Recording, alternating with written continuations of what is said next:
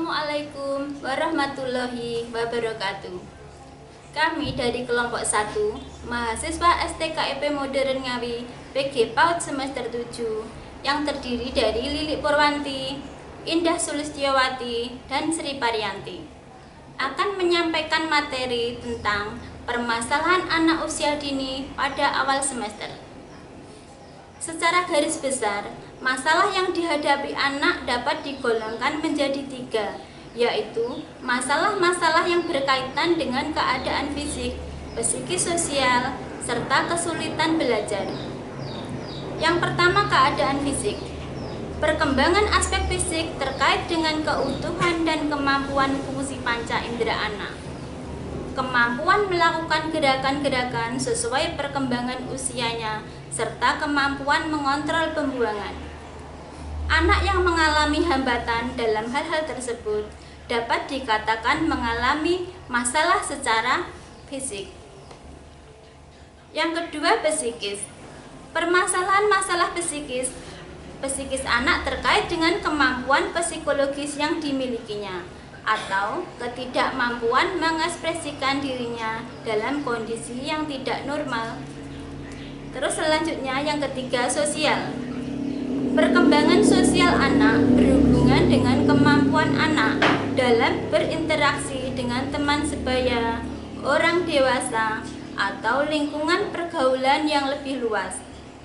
Dengan demikian, permasalahan anak dalam bidang sosial juga berkaitan dengan pergaulan atau hubungan sosial yang meliputi perilaku-perilaku sebagai tingkah laku agresif, pemalu, anak manja, perilaku berkuasa, perilaku merusak, dan negativisme. Terus selanjutnya, kesulitan belajar.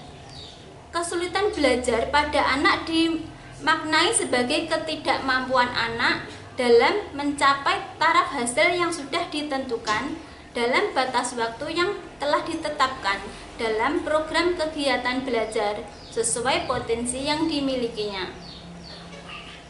Faktor permasalahan anak. Yang pertama, pembawaan, yakni anak dengan semua keadaan yang ada pada dirinya. Yang kedua, lingkungan keluarga.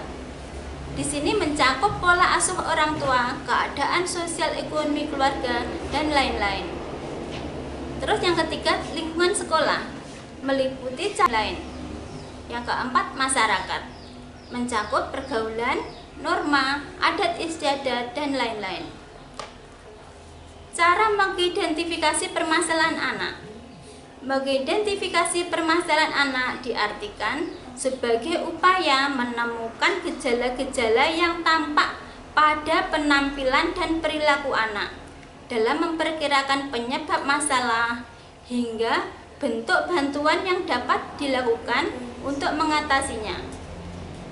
Cara tersebut umumnya dibagi menjadi 2, yaitu tes dan non-tes. Langkah-langkah penanganan masalah. Yang pertama, identifikasi kasus, yaitu upaya untuk menandai anak yang diperkirakan mengalami masalah.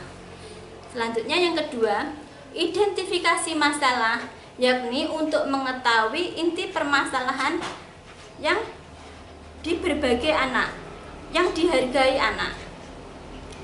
Yang ketiga, diagnosis, yaitu langkah untuk mengidentifikasi karakteristik serta faktor penyebab masalah.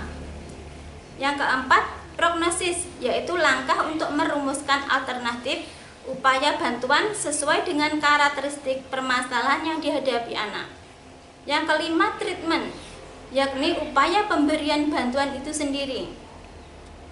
Selanjutnya, yang keenam, tindak lanjut, dilakukan sebagai bentuk evaluasi terhadap upaya pemberian bantuan yang telah dilakukan serta untuk ke langkah berikutnya. Teknik penanganan masalah. Di sini yang pertama latihan, yang kedua permainan, yang ketiga saran dan nasihat, yang keempat pengkondisian, dan yang terakhir model dan peniruan. Dalam menghadapi permasalahan anak usia dini pada awal semester, pada umumnya Pertama takut, selanjutnya ada minder, terus menangis, dan kurangnya interaksi antar teman.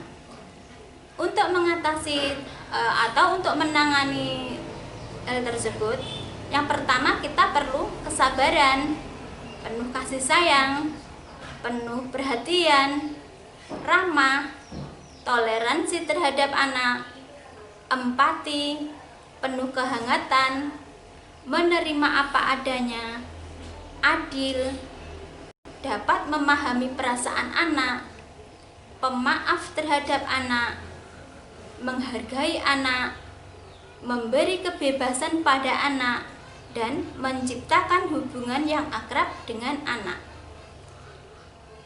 Sekian presentasi dari kelompok 1. Terima kasih.